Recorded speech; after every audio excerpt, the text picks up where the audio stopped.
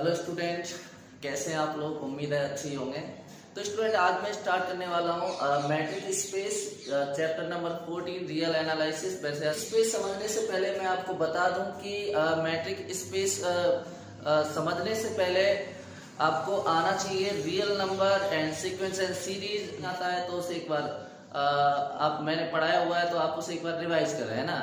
जिन्होंने पढ़ रखा है वो भी रिवाइज करें, नहीं पढ़ रखा है वो उसे पढ़ लें ताकि ये चैप्टर आपकी समझ में आ सके। राइट, स्टार्ट करते हैं। Student, suppose any line, let any number line, है ना। जो आपने लाइन रियल लाइन पढ़ रखी है 9th क्लास में से अब तक पढ़ते आ रहे हैं, ये नंबर लाइन होती है। और इस नंबर लाइन जो भी होती है माइनस इनफाइनाइट से प्लस इनफाइनाइट तक जाती है ना। पॉजिटिव नंबर बीच में जीरो होता है, राइट। जीरो से इधर चलाएंगे तो पॉजिटिव नंबर मिलते हैं, इधर पीछे लौटोगे नेगेटिव नंबर मिलते हैं ना। सपोज यहाँ कोई पॉइंट है ना, और यहाँ से लेके यहाँ तक डिस्टेंस अगर 1 है, और यहाँ एक पॉइंट है 1, यहाँ पे पॉइंट है 1, और यहाँ कोई मैं लेट कर ले रहा हूँ कि जैसे पॉइंट x है ना। तो मैं तुमसे कहूँ कि यहाँ से लेके यहाँ तक की डिस्टेंस बताओ, ठीक है। O से लेके x तक की डिस्टेंस बताओ। तो ऑब्वियसली ये जो हम डिस्टेंस निकालेंगे, वो डिस्टेंस कैसे निकलेगा, क्या करेंगे, इस 1 में से यहाँ 0 होता है ना, 1 में से 0 को माइनस करेंगे तो स्टूडेंट ये आएगा हमारे पास 1 आएगा, है ना। सपोज अगर ये लाइन, मैं इसी लाइन पे यहाँ पर O पॉइंट है और ये इनफिनिट तक जा रहा है। सपोज यहाँ 2 पॉइंट ले लिया मैंने, मान के चलो यहाँ एक पॉइंट ले लिया y और यहाँ एक पॉइंट ले लिया x। तो अब मैं तुमसे कहूं कि मुझे इन दोनों पॉइंटों के बीच की डिस्टेंस निकालो, है ना। ये x और y के बीच की डिस्टेंस निकालो। मैं पूछ रहा हूं आपसे कि x और y के बीच की डिस्टेंस निकालो, है ना। x और y के बीच की डिस्टेंस निकालना, तो क्या करेंगे, ये आप ये स्टूडेंट है, ये आप सब जानते हैं कि भैया बीच की डिस्टेंस निकालनी है तो बड़ी डिस्टेंस में से छोटी वाली डिस्टेंस को माइनस कर दीजिए, ये डिस्टेंस आपका निकल के आ जाएगा, है ना। तो बड़ी डिस्टेंस जो ज्यादा दूर है ओरिजिन से, x दूर है तो वो बड़ा होगा, यानी x में से अगर हम माइनस कर देंगे यहाँ पे, यहाँ से लेके यहाँ तक की जो डिस्टेंस है ना, अगर इस डिस्टेंस में से आप ये डिस्टेंस माइनस कर दोगे तो कौन सी डिस्टेंस बचेगा, ये वाली डिस्टेंस बच जाएगा ना। यानी हमें x में से y को माइनस करना है, राइट। तो हमारा डिस्टेंस निकल के आ जाएगा, है ना। सपोज अगर ये दोनों नंबर अभी किधर साइड में, पॉजिटिव साइड में, है ना। पॉजिटिव नंबर इधर और इधर हमारे नेगेटिव नंबर होते हैं। सपोज स्टूडेंट अभी ये वाले दोनों जो पॉइंट है हमारे, ये बीच में O है ना, सेंटर ये वाला। अगर यहाँ मैं y पॉइंट ले लूँ और यहाँ मैं x पॉइंट ले लूँ, ये नेगेटिव पॉइंट होंगे इधर। अभी कोई नंबर मैंने एग्जैक्टली लिया नहीं हुआ है कि कौन सा नंबर है, लेकिन आप समझ सकते हैं कि इधर नेगेटिव नंबर होंगे और इधर हमारे पॉजिटिव नंबर होंगे। तो जो हमें डिस्टेंस पता करना है, एक्स वाई की जो डिस्टेंस पता करनी है, बहुत ध्यान समझना है ना। एक्स वाई की डिस्टेंस पता करनी है तो हमें क्या करना होगा, यहाँ पे वाई में से एक्स को माइनस करना होगा ना। वैसे ये आप सब समझने की बात है कि अगर आप यहाँ पे एक्स में से वाई को माइनस कर दीजिए या वाई में से एक्स को माइनस कर दीजिए, तो जो भी आंसर आएगा वो एक ही आंसर आएगा, क्योंकि अगर माइनस प्लस का डिफरेंस आता है तो डिस्टेंस स्टूडेंट कभी हमारा नेगेटिव नहीं होता है ना। तो हमारा जो y में से x को माइनस करेंगे हम यहाँ पर, और माइनस करने के बाद में जो हमें आंसर मिलने वाला है वो आंसर हमारा कैसा होगा, वो आंसर हमारा स्टूडेंट नेगेटिव होगा, है ना। वो आंसर हमारा कैसा होगा, नेगेटिव होगा। और अगर वो आंसर हमारा नेगेटिव होगा तो हमें उसकी एब्सोल्यूट वैल्यू लेनी है, और एब्सोल्यूट वैल्यू के लिए स्टूडेंट हम यहाँ पर क्या करेंगे, उसका मॉडुलस लेंगे, है ना। मान के चलिए आप, है ना, क्या मान के चलिए कि हमने 5 में से -3 को माइनस किया, है ना। तो हमारा माइनस जो भी हम माइनस करेंगे, ये माइनस किया हमने तो -5 में से प्लस का 3 हो जाएगा और ये हमारा माइनस का 2 आएगा। तो हमारी जो डिस्टेंस होती है वो नेगेटिव नहीं होती है, और नेगेटिव नहीं होती है तो उसके लिए हम क्या करेंगे, अपनी ओर से एब्सोल्यूट वैल्यू लेने के लिए मॉडुलस लेंगे, है ना, ताकि ये डिस्टेंस जो हमारी वो पॉजिटिव हो जाए। तो ये हमारी एब्सोल्यूट वैल्यू आ गई 2, तो 2 इसकी क्या आ गई, दो पॉइंटों के बीच की डिस्टेंस। यहाँ पे कोई नंबर होगा -5, यहाँ कोई नंबर है, ये O है, ये -3 है। मुझे इन दोनों की डिस्टेंस मालूम करनी है, तो मैं इसमें से इसको या इसमें से इसको माइनस कर दीजिए, आपकी एब्सोल्यूट वैल्यू आप मॉडुलस लेके निकालना है ना। आप बहुत ध्यान सुनिए, अभी मैं आपको ये सब क्यों समझा रहा हूँ, बहुत ध्यान समझना है। अभी आप इसको समझोगे तो आपको चैप्टर बड़ा इंटरेस्टिंग लगेगा, ठीक है। अभी मैंने देखो क्या किया था, अभी सेंटर से जब मैंने ये तो वैसे ही एग्जांपल था, सेंटर से इधर मैंने 2 पॉइंट लिए थे, अभी मैंने O पॉइंट से इधर 2 पॉइंट लिए, नेगेटिव साइड में इधर पॉजिटिव साइड में। अगर स्टूडेंट हमारा ऐसा हो, ये लाइन जो है हमारी, अभी हमारी जो लाइन है वो हमारी लाइन ऐसा हो, यहाँ O है और यहाँ स्टूडेंट मान के चलिए X है, यहाँ स्टूडेंट मान के चलिए हमारा पॉइंट Y है ना, अभी हमारा पॉइंट Y है। अब मैं तुमसे कहूँ दोनों पॉइंटों की डिस्टेंस पता करके बताइए, तो डिस्टेंस हमें निकालनी है XY के बीच की डिस्टेंस है ना, XY के बीच की डिस्टेंस निकालनी। तो ये सब जानते हैं कि भैया ओरिजिन से इधर जाएंगे तो ये पॉजिटिव नंबर होगा, ये नेगेटिव नंबर होगा, तो ये वाला पॉइंट जो है वो बड़ा है, तो बड़े पॉइंट में से हम यहाँ पे इस वाले पॉइंट को माइनस करेंगे और आंसर जो भी मिलेगा हमें उसकी एब्सोल्यूट वैल्यू निकालेंगे, तो वो 2 पॉइंटों के बीच की डिस्टेंस निकल के आ जाएगी, ठीक है ना। तो आप देख रहे हो कि ये पॉजिटिव नंबर है और ये हमारा नेगेटिव साइड में, तो नेगेटिव नंबर होगा। लेकिन अब अगर मैं इसी लाइन को अगर ऐसे कह दूं कि एक लाइन है और उस लाइन पे मतलब मुझे नहीं पता कि O पॉइंट कहां पर लाई कर रहा है ना, थोड़ा समझिए, मुझे नहीं पता कि इसका O पॉइंट कहां लाई कर रहा है, और कहीं भी उस लाइन पे मैंने 2 पॉइंट ले लिए, यानी 2 पॉइंट X और Y, ये 2 पॉइंट मैंने ले लिए, राइट। तो अभी मेरे को ये नहीं पता है कि 2 पॉइंट जो है वो नेगेटिव साइड में है कि पॉजिटिव साइड में है, तो मुझे इन दोनों पॉइंटों की डिस्टेंस पता करनी है ना, मुझे इन दोनों पॉइंटों की डिस्टेंस पता करना है, यानी हम x y पता कर रहे हैं, तो हम क्या करेंगे, x में से y को माइनस करेंगे या y में से x को माइनस करेंगे, तो जो माइनस करने के बाद में जो वैल्यू आएगी वो उसकी डिस्टेंस होगी। लेकिन हमें ये नहीं मालूम है कि पॉइंट नेगेटिव साइड में या पॉजिटिव साइड में, तो मैं इनकी एब्सोल्यूट डिस्टेंस मतलब एब्सोल्यूट वैल्यू निकालने के लिए क्या करेंगे, हम यहाँ पे इसका मॉडुलस लेंगे, है ना। तो मॉडुलस लेंगे, क्यों लेंगे, क्योंकि मॉडुलस लेते हैं एब्सोल्यूट वैल्यू निकालने के लिए कि अगर मान के चलो अगर हमारा जो आंसर है वो आंसर अगर हमारा नेगेटिव आ रहा होगा तो इस मॉडुलस को क्या हो जाएगा, पॉजिटिव हो जाएगा, राइट। तो मुझे बस इतना ही समझाना था अभी यहाँ पर। तो इस बात को अगर चाहे तो आप ऐसे भी लिख सकते हैं स्टूडेंट कि हमने जो x और y के बीच की डिस्टेंस निकाली है, तो distance between x, y equal to modulus x minus y, है ना। इस बात को मैं ऐसे लिख सकता हूं, राइट। अगर आप इसे नोट करना चाह रहे हैं तो नोट कर सकते हैं, इसके बाद मैं आगे बात करता हूं। ओके स्टूडेंट, तो आपको ये समझ आ गया होगा कि यहाँ पर मॉडुलस क्यों लेते हैं ना। तो अभी हम थोड़ा मॉडुलस के बारे में मैं थोड़ी सी जानकारी और देना चाहूंगा आपको यहाँ पर कि क्या जानकारी है, बहुत ध्यान सुनना है ना। Let us recall some properties of modulus, है ना। मॉडुलस के बारे में मैं जानकारी बता दूंगी स्टूडेंट। अगर कोई मॉडुलस के अंदर कोई नंबर है ना, मॉडुलस के अंदर कोई नंबर है, तो वो नंबर या तो 0 भी आ सकता है, लेकिन या 0 से बड़ा भी आ सकता है ना। तो वो नंबर जो हमारे मॉडुलस में अगर कोई फाइनाइट वैल्यू है, कोई नंबर है, तो अगर उसे बाहर निकालोगे तो उसका आंसर जो आएगा वो हमेशा पॉजिटिव होगा, और अगर वो पॉजिटिव है ना, तो वो 0 से बड़ा होगा, या 0 भी आ सकता है, राइट। तो यू नो इसमें कोई बड़ी बात नहीं है ना। स्टूडेंट अगर किसी मॉडुलस के अंदर कोई नंबर है तो उस मॉडुलस को आप चाहो तो उस नंबर को आप माइनस करके भी लिख सकते हैं, क्योंकि बाहर निकालोगे वो हमेशा में पॉजिटिव वैल्यू ही देगा। और मैं यहाँ लिख देता हूँ for every x belongs to any real number, for every x belongs to any real number, है ना। और मैं छोटी छोटी और आपको बात बताता हूँ जो आपको कैलकुलेशन करने में इस चैप्टर में जरूरत पड़ने वाली है ना। कि मान के चलिए अगर कोई number x plus Y modulus के अंदर 2 नंबर है स्टूडेंट, तो आप इन पर अगर सेपरेटली मॉडुलस लगाओगे तो क्या होता है कि ये लेस देन, ये जो इक्वल का सिंबल होता है वो लेस देन इक्वल में चेंज हो जाता है ना, यानी मॉडुलस में x और मॉड में y, राइट। तो ये जानकारी आपको होना चाहिए वेयर x, y, और मैं आपको ये बता दूं कि x और y जो 2 नंबर है student, for every x, y any real number, right. तो ये प्रॉपर्टी आपने पढ़ी होंगी 11th क्लास कॉम्प्लेक्स नंबर में, है ना। तो इसमें कोई बड़ी वाली बात नहीं है। अब स्टूडेंट चलते हैं और आपको ये मैं बता दूं कि अभी जो मैं ये आपको समझा रहा था लाइन पर, ये लाइन पर आपको जो नंबर ले लेके मैं समझा रहा था, है ना।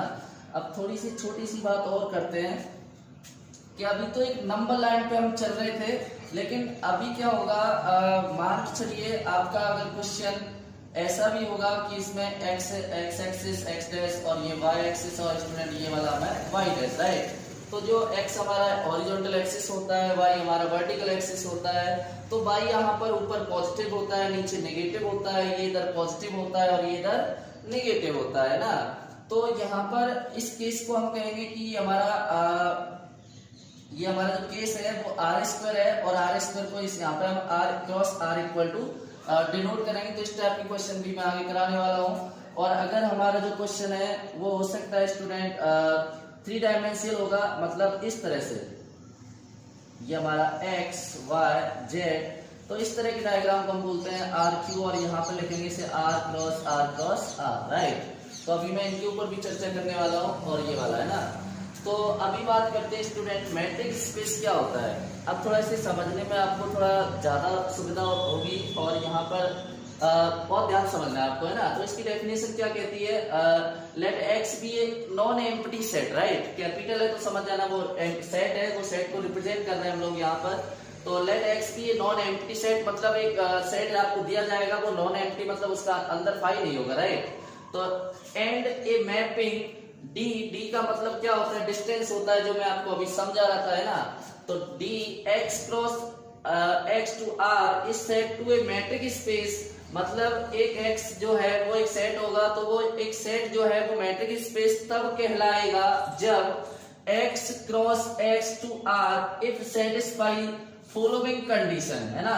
कोई भी मतलब जो सेट है वो एक मैट्रिक स्पेस तब कहलाएगा जब वो इन 3 कंडीशन को सेटिस्फाई कर देगा। वो कंडीशन कौन कौन सी स्टूडेंट, एक फर्स्ट कंडीशन ये, एक सेकंड ये, और एक थर्ड ये, है ना। ये कंडीशन क्या कहती है कि ये अभी वही कंडीशन है जो मैं आपको इधर आपको डिस्टेंस लेके समझा रहा था, है ना, कि अगर x को y की जो बीच की डिस्टेंस है वो 0 से हमेशा बड़ी होती है या इक्वल होती है ना। अगर वो स्टूडेंट 0 की x और y की जो बीच की डिस्टेंस है अगर वो 0 के इक्वल हो गई, आप समझ रहे हो मेरी बात को, मैं क्या कह रहा हूँ। अभी आपको लाइन पे जो मैं पॉइंट लेके समझा रहा था इस तरह से x और y, तो इन दोनों के बीच की जो भी डिस्टेंस आएगी वो आएगी। लेकिन अगर ऐसा होता है कि अगर दोनों के बीच की डिस्टेंस 0 के इक्वल आती है, तो आप समझ जाना x और y में कोई गैप है ही नहीं है कि उनकी डिस्टेंस निकल सके, है ना। तो जब गैप नहीं होगा तो हम कहेंगे x इक्वल होगा y के, राइट। तो अगर पहली कंडीशन ये होती है कि x dx को y इक्वल टू 0, मतलब x implies that x equal to y, और x और y क्या है, यहाँ पे सेट के 2 एलिमेंट है ना, जो सेट आपको क्वेश्चन में दिया जाएगा। और जो क्वेश्चन में सेट स्टूडेंट आपको दिया जाएगा, मैं उसके बारे में आपको बता दूं कि उस सेट को यूजुअल सेट हम बोला करेंगे ना, जो सेट आपको क्वेश्चन में दिया जाएगा। अभी मैं इसके लिए एक क्वेश्चन आपको कराऊंगा, ठीक है। एक एग्जाम्पल लेके मैं आपको समझाऊंगा, पहले आप थोड़ा ये समझना है आपको, राइट। और अगर ऐसा स्टूडेंट dx को y जो सेकंड प्रॉपर्टी है वो क्या है कि x को y की जो डिस्टेंस है, अगर वो डिस्टेंस इक्वल आती है y x की डिस्टेंस के, मतलब x और y की डिस्टेंस अगर y और x की डिस्टेंस के इक्वल आती है तो वो मैट्रिक स्पेस माना जाएगा। और ऑब्वियसली आप सोच सकते हैं कि अगर मान के चलिए एक पॉइंट है यहाँ पर 3 और ये पॉइंट है 5, अगर हम 3 में से 5 को माइनस करें तो -2 बचेगा, और इसका मॉडुलस लेंगे तो +2 आएगा, राइट। और मॉडुलस हम क्यों लेते हैं, एब्सोल्यूट वैल्यू निकालने के लिए, है ना। और अगर हम 5 में से 3 को माइनस कर देंगे तो स्टूडेंट ये 2 बचेगा, तो ये और ये वाला 2 इक्वल है। तो अगर ऐसा हो जाता है तो हम कहेंगे कि भैया ये मैट्रिक स्पेस होगा, राइट। तो ये सेकंड, और इस तरह से x को y को चेंज हो गया y को x में, तो इस रूल का नाम होता है वैसे सिमेट्री के, है ना, सिमेट्री बोल सकते हैं आप, राइट। अच्छा, ये प्रॉपर्टी क्या कहती है कि third property, third last, dx को y less than equal to x y distance between z को y for every x by z belongs to set x, है ना। अगर ऐसा हो और मतलब ये वाली वैल्यू जो है वो लेस देन इक्वल आती है इन दोनों की डिस्टेंस को प्लस करके, है ना। और वैसे इस रूल का नाम होता है ट्रायंगुलर प्रॉपर्टी, है ना। मैं यहाँ पे लिख देता हूँ आपके लिए, ट्रायंगुलर प्रॉपर्टी। इस प्रॉपर्टी का नाम ट्रायंगुलर प्रॉपर्टी होता है। बोले सर ट्रायंगुलर प्रॉपर्टी किस तरह से, हम समझ नहीं पा रहे थोड़ा सा। आप इसे ऐसे समझ सकते हैं, राइट। x y z, और मान चलिए मतलब ये डिस्टेंस d यहाँ पर है, तो x और y पर जो d है, मतलब x और y पर जो डिस्टेंस d है, और ये डिस्टेंस अगर इन दोनों की डिस्टेंस को प्लस करके अगर उससे छोटा आता है तो इसे बोलते हैं ट्रायंगुलर प्रॉपर्टी। और अगर किसी मैट्रिक्स स्पेस में जो यूजुअल सेट आपको दिया जाएगा, अगर उस सेट में तीनों कंडीशन सेटिस्फाई हो जाती हैं, तो इन दिस केस डी, जो डी हमारा डी मतलब डिस्टेंस है, is called matrix on x. तो वो एक्स पर जो डी हमारा, जैसे एक्स और वाई पर यहाँ पर डी मतलब कंटेन कर रहा है, इसी तरह से आप ये कह लीजिए कि डी जो हमारा मैट्रिक्स ऑन एक्स मतलब जो सेट पर जो एक्स डी माना जाएगा वो उसका मैट्रिक होगा। और यहाँ पर जो डी और एक्स का जो हम पेयर बनाएंगे मतलब एक्स कोमा डी, उसे बोलेंगे स्टूडेंट मैट्रिक्स स्पेस, है ना। मैं लिख दिया है कि and pair x comma D is called matrix space, right. अब मैं इसके लिए स्टूडेंट में एक एग्जांपल से आपको समझाने की कोशिश करता हूं, तो आपको ये बहुत अच्छा समझ में आएगा, ठीक है। अभी आप इसे नोट करिए, इसके बाद मैं एक एग्जांपल लेने वाला हूं, है ना। चलिए स्टूडेंट, मैं आपको एक एग्जांपल समझाता हूं कि किस टाइप के क्वेश्चन होंगे और किस तरह से हमें करने हैं और कैसे एग्जाम में पूछे जाएंगे, राइट। बहुत ध्यान समझिए। क्वेश्चन है let D R cross R से, मतलब आर क्रॉस क्या होता है मैंने अभी आपको पीछे समझा रखा है, 2 डायमेंशनल डायग्राम होता है ना। डिफाइंड बाय डी एक्स को वाई, इतना दिया हुआ है, एक्स और Y belongs to any real number so that R comma D is a matrix space, है ना। तो मैं यहाँ लिख देता हूँ डी गिवन, यहाँ दिया हुआ है स्टूडेंट, बहुत ध्यान समझिए किस तरह से आपको क्वेश्चन सोल्व करने हैं ना। ये दिया हुआ है कि D X comma Y equal to modulus X minus Y, right. और वेयर फॉर एवरी, ऐसे लिख देना है आपको कि एक्स और Y belongs to any real number, right. अब हमारी प्रॉपर्टी फर्स्ट क्या बोलता है, प्रॉपर्टी फर्स्ट क्या कहता है, अगर आपको ये मैट्रिक स्पेस सेटिस्फाई करना है कि यहाँ पर जो हमारा प्रूव करना है कि R comma D metric space है, तो मैट्रिक स्पेस स्टूडेंट ये तब माना जाएगा जब ये 3 कंडीशन को सेटिस्फाई कर देगा, है ना। मुझे चेक करना है 3 कंडीशन को, अगर ये तीनों कंडीशन इस पे सेटिस्फाई होती हैं तो ये मैट्रिक स्पेस माना जाएगा, नहीं तो नहीं माना जाएगा, राइट। बहुत ध्यान समझना है। तो फर्स्ट कंडीशन क्या होती है, ये कहो या ये कहो, एक ही बात है, राइट। तो बहुत ध्यान समझिए। फर्स्ट कंडीशन है हमारी कि डी एक्स वाई इक्वल होता है हमारा 0, है ना। पहली कंडीशन ये होती है और आंसर हमें ये लेके आना होता है ना, ये आंसर लाना होता है और ये कंडीशन हम अप्लाई करते हैं। तो स्टूडेंट इसकी वैल्यू हमें कितनी दी गई है यहाँ पे, मॉडुलस एक्स माइनस वाई और इक्वल टू 0, है ना। बहुत ध्यान से देखना, मैं आपको फिर से समझा देता हूँ। मैंने अभी जो मॉडुलस की आपको प्रॉपर्टी बताई हुई थी, शायद इसमें मैंने नहीं लिखाया हो, तो मैं आपको यहाँ बता दे रहा हूँ कि अगर कोई भी मॉडुलस x 0 के इक्वल लिखा हुआ है तो आप यहाँ पर 0 मॉडुलस अप्लाई करो मत करो एक ही बात होती है ना, मॉडुलस हटा भी सकते हैं, राइट। तो आप ये भी सोच सकते हैं कि 2 पॉइंट है, वो दोनों पॉइंट का डिस्टेंस मतलब दोनों पॉइंटों का जो डिफरेंस है वो 0 के इक्वल कब आएगा, वो 0 के इक्वल तभी आएगा जब वो दोनों पॉइंट सेम रहे होंगे। अरे भैया, जब 2 में से 2 माइनस करोगे तभी तो 0 आएगा, है ना। जब दोनों पॉइंटों की वैल्यू सेम होगी तभी तो वो 0 के इक्वल आएगा।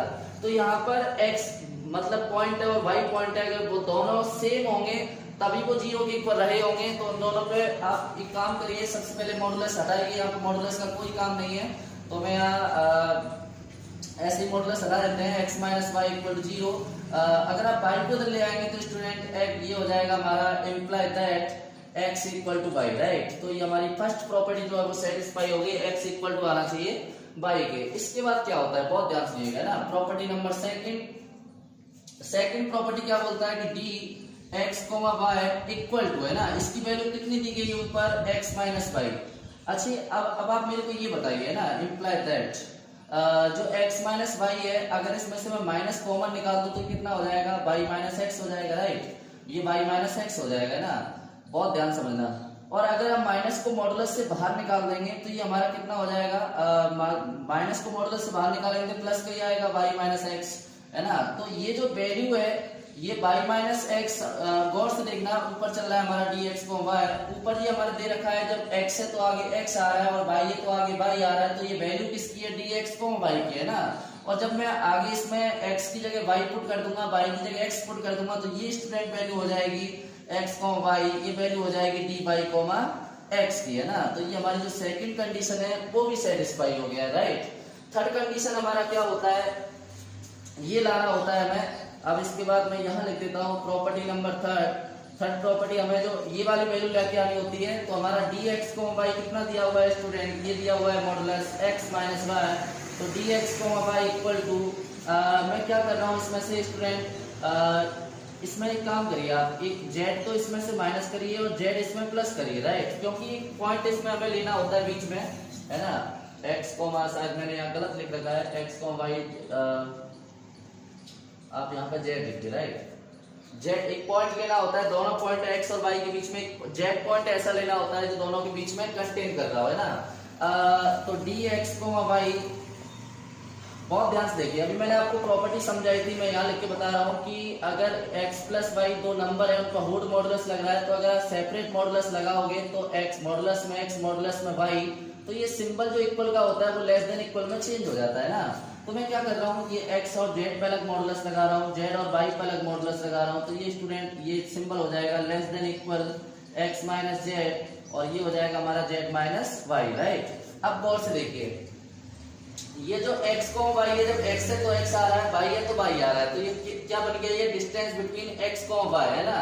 अब यहाँ पे x और z आ रहा है, तो हम नाम दे सकते हैं x को y is less than equal D X comma z का, राइट। और ये जो z और y आ रहा है, तो इसे हम नाम दे सकते हैं डी जेड कोमा y का। तो आप देख सकते हैं हमारी जो थर्ड कंडीशन है वो हमारी क्या है, सेटिस्फाई हो गई है ना। तो मैं लिख देता हूँ here all condition are satisfied,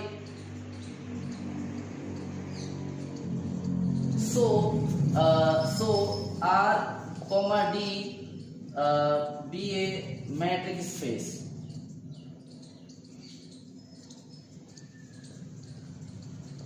right. तो ये स्टूडेंट आपको इस तरह से क्वेश्चन करने और ऐसे हम एक्सरसाइज में क्वेश्चन सॉल्व करने वाला है, राइट। तो इसे नोट करिए। इसके बाद आज के लिए इतना ही, ठीक है। सो